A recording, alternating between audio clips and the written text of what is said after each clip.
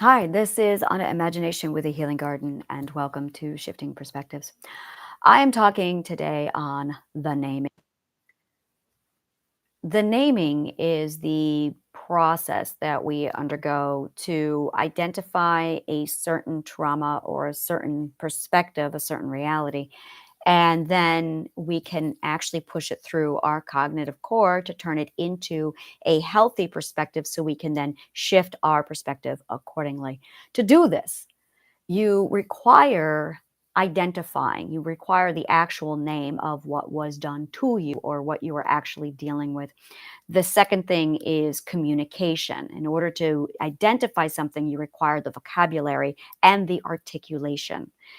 And then once you have the articulation to put it to name, you gain understanding.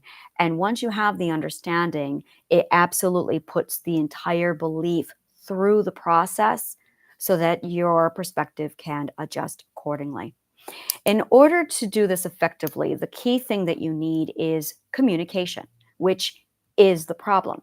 Is we were taught in early infancy, childhood, that communication is not safe. So what happens is we associate words and communication with danger. So now our subconscious mind has this thing inside of it that says talking isn't safe. Talking requires practice, very similar to walking, almost identical. The problem is, while we are free to stand, stumble, crawl, walk, and cruise, with communication, we are silenced. We are told to shut up, not interrupt. Now, there's this is where you want to teach an infant or a child manners, and at the same time, you want to do so in a very delicate way so as to allow the child the freedom to communicate. And that's not what's happening. In an attempt to teach a child proper manners so that they can socialize in a respectful manner, what ends up happening is parents ignorantly end up silencing their children. And there is something that ends up happening in the brain where the child's identity literally becomes the child. This is not an identity that we outgrow. It stays with us for our entire lives, which is why so many adults act like children. It's because our name, our identity becomes child. And that ends up developing into a massive conflict of our identity and our relationship with our parents that can and often does relate and translate over to how we relate to a deity or a god or a religion. Is because we still have this thing in our head that says we are a child. And with being a child, you're not allowed to speak. It is 100% linked to our authority. And if you do not know or claim your authority, you forever remain in child status. But authority has been taken away from us and held hostage and lorded over us as a reminder that we don't have the authority and we are children, which is why we get stunted into not growing past the fourth perspective. All of this is resolved when you communicate. All of it comes back to articulation and communication. But there is one massive limiting belief, toxic belief that is still in our heads, which is talking is dangerous. So by confronting and eliminating that belief that talking is dangerous, it removes that concept from our brain so we can start using our voices. Now, our communication center is actually our entire defense system. It's our boundaries. Our boundaries, our communications, our ability to put out a boundary and enforce the boundary, both in written form and in verbal form, is what gives us confidence, the trust in self trust is fucking huge. And that allows us to understand what we are capable of, that we can protect ourselves, that we do have the ability to defend our own health, our own lifestyle, our own everything. But that is all taken away from us as children when we are told not to speak. So we develop a fear of setting boundaries, a fear of communicating and articulation.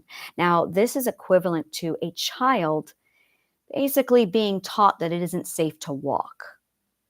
Speech, the throat, walking, and talking are all on par with human development. It's just part of our, this is what makes up a human being and allows us to develop properly.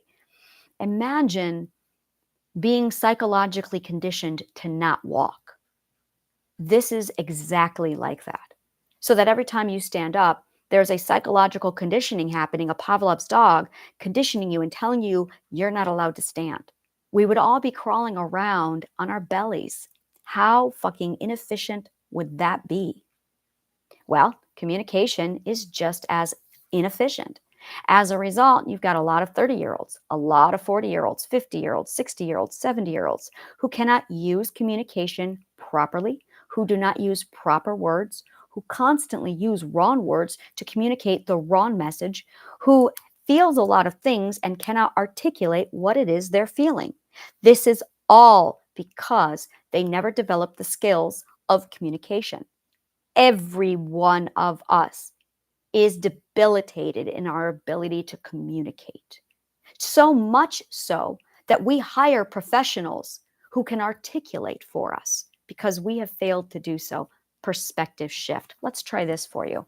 To hire somebody who can communicate better than you to articulate what you can't is like hiring someone to walk for you.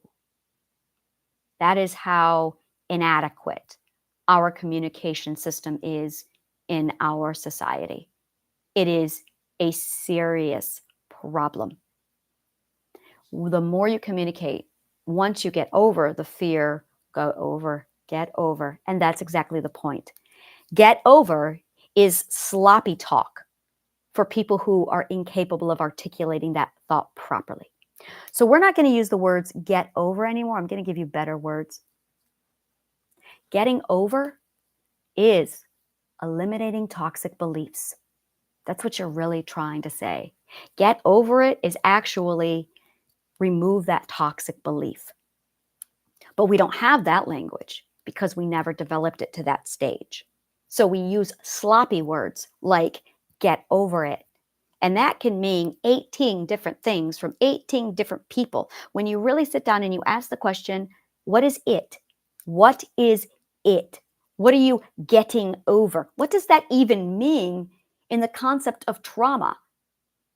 Think about it. Really think about these words that we are using, that we are taught to use because we are all incompetent when it comes to articulation. These are skills that we do not get until we develop and we practice and we rehearse speech. Speech is improvisation. Improvisation. It is no different than an actor who has the skill set to stand on a stage and improv a role. How many of us are competent enough to actually improvise, really improvise in conversation? How many of us choke up? How many of us burn bright red in the face every time we are confronted with conversation? How many of us sweat bullets because we're on a phone call? How many of us don't even answer a phone call because we are incapable of speaking? How many of us pick up our phones and text because texting is easier than talking? It's because we are that incompetent when it comes to improvising speech, because we have not practiced, because we're scared of it. So when you sit down now and you are given a trauma, you have to process the trauma. But you can't process the trauma until you can articulate it with precision and name it, which you can't do without the actual skill sets to communicate. The problem is you are probably around level 2 or 3. You might be at a 4-year-old vocabulary, a 4-year-old articulation skill set, a 4-year-old improvisation skill set. Now, your vocabulary might be way up there at level 40 years old. You might have the vocabulary of an MIT graduate, but how's your improvisation skills? Does public speaking bother you? That means, most likely, you are at a 4-year-old's level of articulation and improvisation. You don't get level 40, level 50, as in age 40, age 50, MIT graduate level, until you practice, until you talk, which you're not doing because you're afraid, because it's not dangerous to talk. So we're all crawling. Now, what's that doing to our trauma and our mental health is none of us have the ability to name it. So we're stuck in processing. So when trauma happens, we don't understand what has happened to us. Now, there's a caveat to this, and here it is. Narcissists love to gaslight. So they're feeding their bullshit to us. They're giving us their bullshit. And that's the only words we now have to process what's happening to us, is the words provided by the abuser. So we take their words because we lack our own and we plug them in, but it doesn't align. It doesn't feel right. Something is off. So we sit on it and we process and we ruminate, and nothing changes. And suddenly 30 years has gone by and you still have your mental illness. It is because you lack the ability to articulate the truth. You lack the ability to articulate your perspective.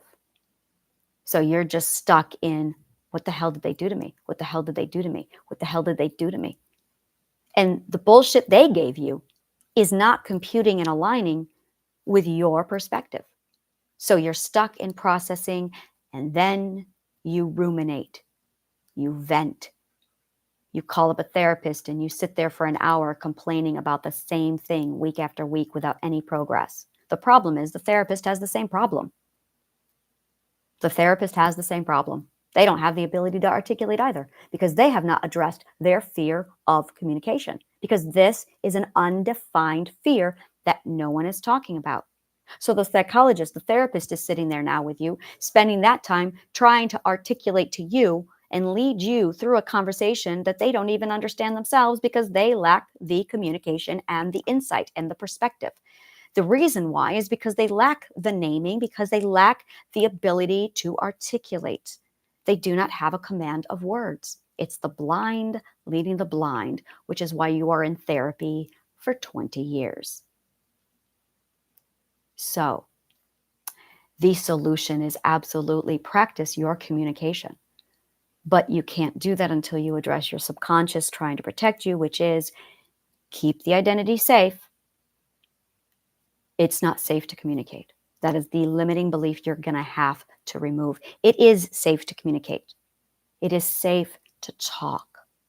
It is absolutely safe to talk. But more importantly, it is safe to make verbal errors.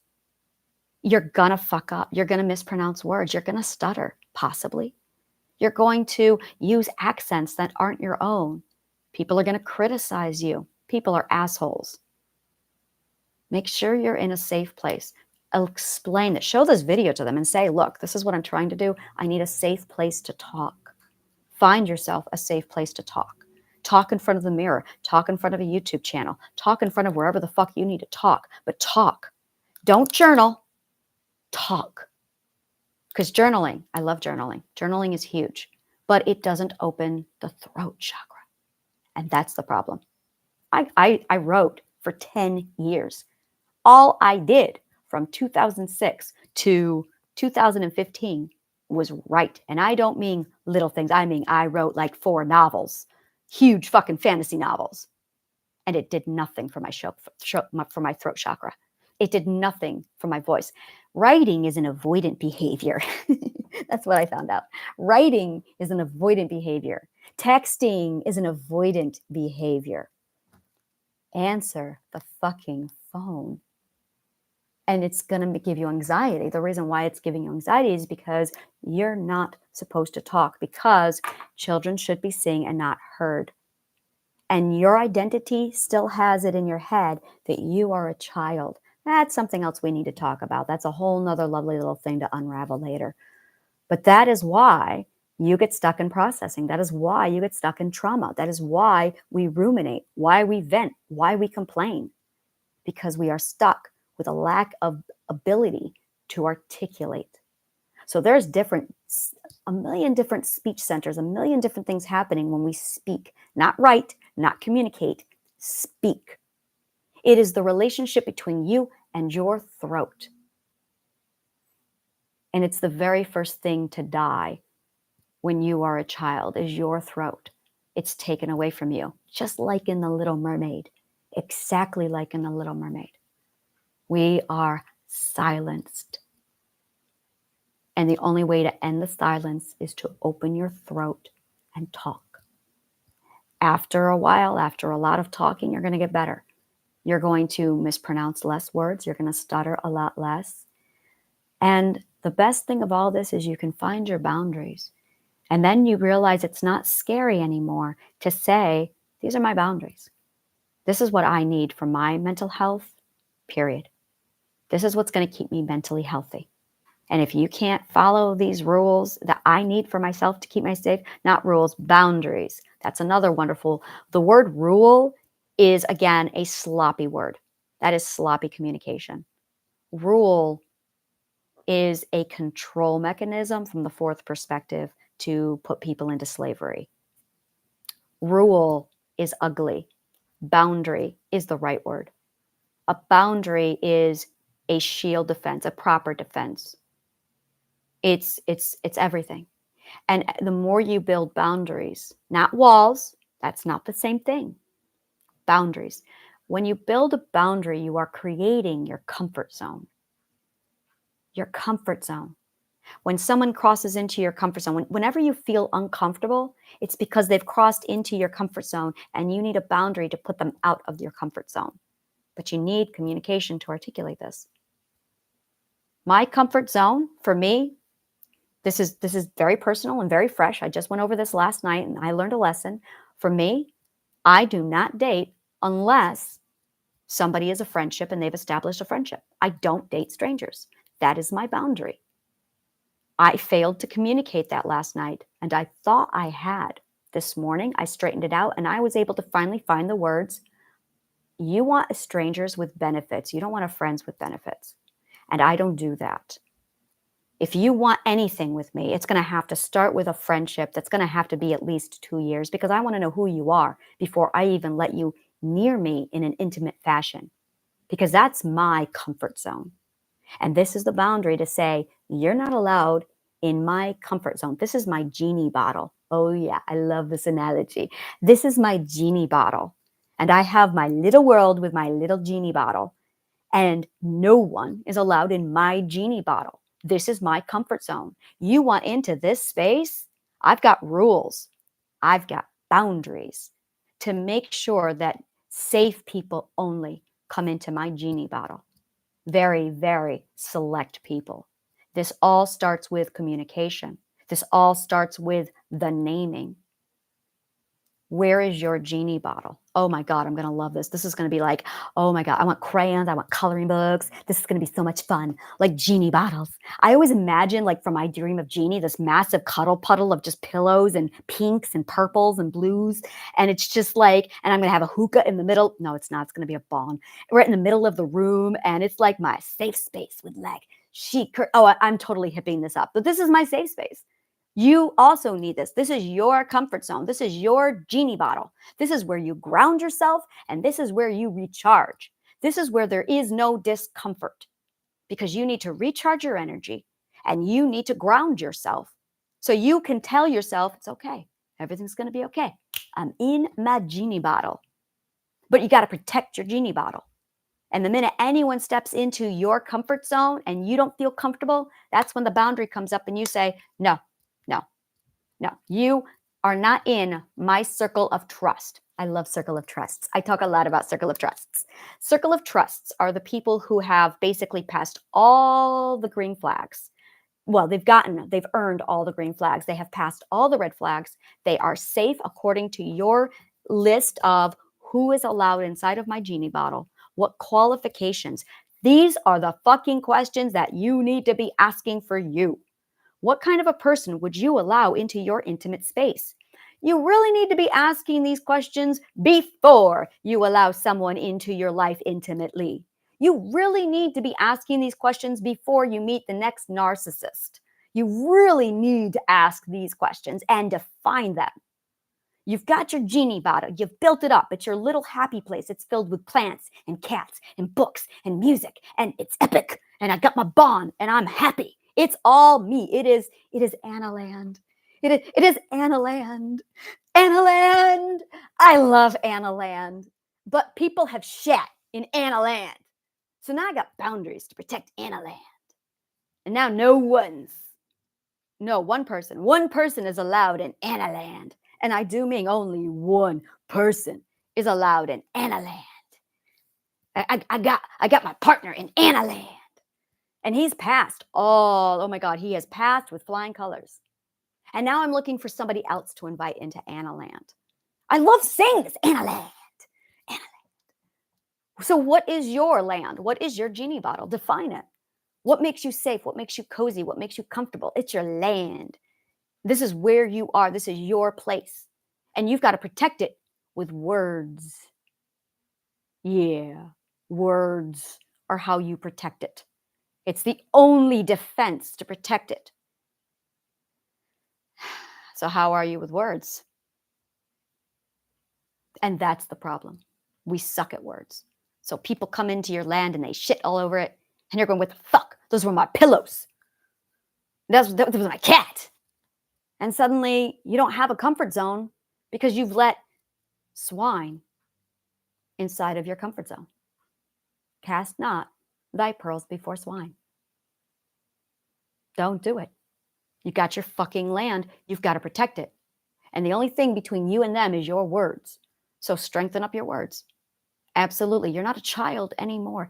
You are not a child anymore. You have authority. I really need you to just sit with this. You have authority now. Authority. Authority is power, your personal power. Authority is your ability to control your situation. Yeah, that's authority. Control, authority, power, those are all yours. You've always had them. You need to claim them, but you don't. They're yours. They're there. They're laying there at your feet. And you were told that they're not there. A narcissist came in, your parents came in, your ex-boyfriends came in, somebody came in, blindfolded you, lied to you, gaslit you, and said, you don't have power, I have power. You don't have authority, and they're right at your feet. And you can't even see them because they've bullshitted you. Because their word usage have outscaled yours. That's all. That's all it is. They have outskilled you in words. The only defense against narcissists is boundaries. Oh my God, boundaries are such narcissist repellents. Oh my God. Oh my God. In fact, the guy I saw last night, I set down boundaries this morning via text, like, look, these are my boundaries. And he said, I don't work within those rules. Oh, boom, red flag. Red flag. I don't work within rules. Oh, well, those aren't rules. Those are boundaries. And if you can't work within my boundaries, you do not get Anna Land. Period. And that's it. Communication. You're not a child anymore. You do have authority. You do have power. You do have control. Claim it. I can show you how to claim it. I will be doing more videos on that. But absolutely, claim your authority. Claim it. And now I'll tell you, that is the real challenge. Teaching yourself that you are an adult now, not even an adult. Child and adult is so patriarchy. That is so fourth perspective. Oh my God. That is like so fourth perspective. I'm going to be saying that for the rest of my life. That is so fourth perspective. And it is fourth perspective. Everything's got to have a name. Everyone's got to have a label. Everyone's got to have a category. Child, adult, sub, dom, boss, employee, parent, child, husband, wife. Everyone's got to have a fucking name so everyone knows exactly their role and their place. Everyone's got to know what their role is and their place so everyone can conform and operate because everyone is slave master. And you need to know your place. How many times were you told that? You need to learn your place. Yeah. Fourth perspectives love the slave master mindset. They require it for their own perspective because they have a lesson to learn. They have a lesson to learn. You've probably already learned it. You're ready to move on. You learned this lesson a long time ago. And the lesson is your autonomy is just as valuable as the authority. You can self-govern. That's the lesson that the fourth perspectives need to learn. But they're not learning it. They're too busy bossing everybody around, putting everybody in their little boxes, trying to control everything because they think law and order has the authority and autonomy's garbage. That's just their perspective. That's just where their growth stage is. They don't have the right to tell everybody else what it should be. So you probably surpassed the fourths a long time ago. You were probably 2 years old when you had this figured out because we all learn at different paces, which is good, which is great. We're all different. Yay! Like, celebrate this. We're all different. Our differences are phenomenal. Thank God we have differences, which means you have your autonomy. You have your authority, and you know they are equal. You know that you are just as fucking good as anybody else. And you have the ability, the ethics, and the wisdom to self-govern. You don't need a law telling you what's right and wrong. You can figure that shit out for yourself. So you've outgrown the fourth perspective. But your abuse is telling you you can't leave it. And that's the problem. Boundaries. Boundaries. Communicating your boundaries puts that in check. Oh, but they don't like boundaries. They don't like boundaries. So you have to outskill them in communication so you can put them in their place. One of my biggest challenges is a lot of people trying to tell me what I know about psychology. I realized this today, and I've been putting down this massive, you need to know who I am. You need to know what I am. My brother, last time I talked to him, told me that I dabble in psychology. Yeah. So I have a friend who has been talking to me for like 3 years now, and he's asking me for advice. I give him advice, and he treats me like a friend who's fucking incompetent in psychology. So I finally put it down with him today and said, you need to know who I am. And I sent him an article that I wrote explaining my credentials. And he didn't even read it because he wanted to keep me in this little box of, your advice is really helpful, thanks, but I'm good. Fourth perspective. It is up to you to set the expectation of how people view you. That's your responsibility. Oh yeah, that's the epiphany. I had an epiphany last night and I couldn't remember it. The responsibility of your system. Your system. You are responsible for the running and the operation of your system. This is going to be a different video, but I'm introducing it here. This is coming up probably, well, I might go take a nap, but this is coming up today, is you are responsible for the running and the operation and the maintenance and the health of your system. Every one of us is responsible for the running, operation, and maintenance of our system. No one is taking responsibility for the running, operation, and management of their system. We have all designated that responsibility to our subconscious minds, our abusers, our religions, and our parents. That's really fucking embarrassing. So, when you decide consciously or subconsciously to delegate the running, operation, and management of your system to parents, religions, abusers, and the subconscious mind, it's not going to go well. It's going to go really bad, which is why the world is shit, because no one is taking responsibility for their own system.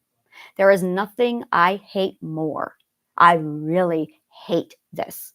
when a person sits down and says, I am mentally ill because of my abuse. Fuck no. My abuser did this to me. No, that's not taking responsibility. This is the bitter pill to swallow. Are we ready for it? You were abused. I was abused because I let them abuse me because I would not claim the authority that was thrown at my feet. Now, I didn't know, but I'm still responsible. So are you. So the longer you get caught up in what diagnosis you have, what's wrong with you, who did what to you, it's your parents' fault, it's your abuser's fault, all of this. I watched a 10-minute video this morning on O'Connor. I cannot say her first name, Sinead. And I just got angry. The whole video was, first of all, the poor woman had borderline personality disorder. I was able to look at it right away and go, okay, this is a woman who is so undefined by herself because of her childhood abuse that she has absolutely no self-identity. So she used other people and other men to supplement her own identity. And as a result, it really fucked her up even more because instead of dealing with the internal problem of defining herself, she projected her lack of identity onto other people and pulled their identities into her own existence so she could have a feeling of something, which is why her relationships didn't last long and she had so many of them and it ended the way it did. Yeah, that's unfortunately how it goes. And the whole fucking video was, this is why it happened. This is all the results. This is because of this abuser. This is because of fuck. No, that's the problem. It happened because she did not take responsibility for her operation and management of her system. Horrible fucking shit that happened to her. Absolutely. But we are all responsible for it. At some point, you've got to take responsibility. You lay in the mud, in the fucking sewage of your subconscious mind, pining and waiting for someone to save you. I love you, Nathaniel Branden. I love Nathaniel Branden, the leading psychologist in self-esteem. Look at his book, 6 Pillars of Self-Esteem. Oh my God, Nathaniel Branden. Lesson 1, no one is coming to save you. No one is coming. Lesson 1, no one is coming. If you're waiting for someone to save you and you're laying in the mud, you're going to be laying there your whole life. No one is coming. Nathaniel Branden's book, 6 Pillars of Self-Esteem, is one of the books that I recommend for mental health. When you take my master classes, that is one of the first books that I assign for reading material. Read it. That man thinks about psychology the way I think about psychology. We look at psychology at the core problem, not at the symptoms. So Nathaniel Branden is fucking huge on my list of read his material. 6 Pillars of Self-Esteem. By the way, when I do shadow work with people, when I put people through toxic limiting beliefs, it's his material that I pull from that I say, okay, this is how you do shadow work. You want to do shadow work? Read 6 Pillars of Self-Esteem by Nathaniel Branden. That is shadow work done right. Oh yeah, that's fucking good shit. I love his book. That is extraordinary, powerful shit.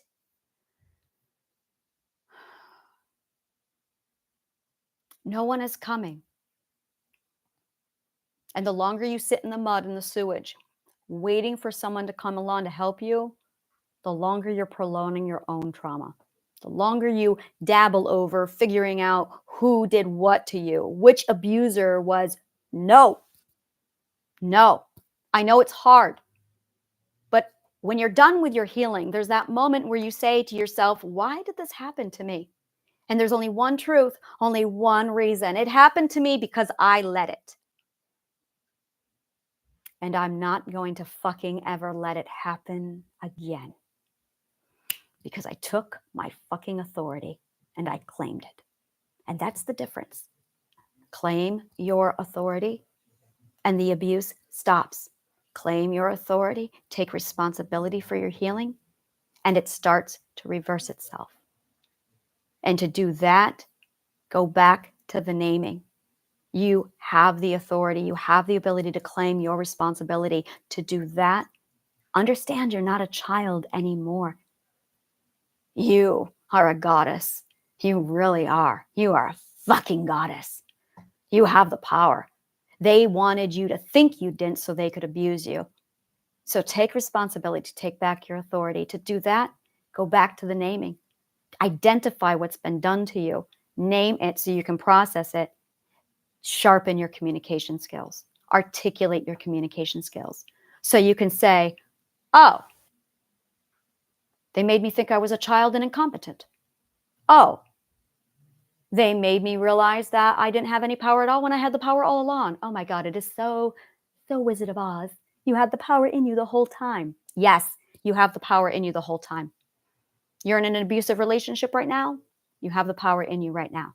The delusion, the abuse is making you think you don't. That's all of the abuse. Every abuse. It's the same fucking abuse. It's not all of these different problems. No. It's all the same abuse. Somebody told you that you were helpless and you chose to believe them. Responsibility. That's when you grow up. That's when you really step up and you say, I'm getting the shit out of here because this is fucking garbage. Start with the naming, start with communication, start with the idea that you are not a child, that you are not incompetent, that you have a voice, and it's time to start using it. Start with your toxic belief of what you fear. Fear of growth, fear of communication. You are safe. You are safe to communicate. You are safe to grow. That's what matters. That right there is where you need to really dig in and pull it out. And if you want detailed on how to do that, 6 Pillars of Self-Esteem by Nathaniel Branden. He breaks down shadow work the right way, the actual way that gets it done without spinning you over indefinitely. Oh my God, that man is amazing. Was amazing. I love Nathaniel Branden. If you love shit like this, subscribe to my YouTube channel. If you want more shit like this, take a look at my amphitheater and subscribe to my megaphone in my amphitheater. And if you want all of my shit in a detailed, organized fashion with purpose designed for you to eliminate your obstacles, take a look at my masterclasses. Thank you so much. And may the kindest of words always find you.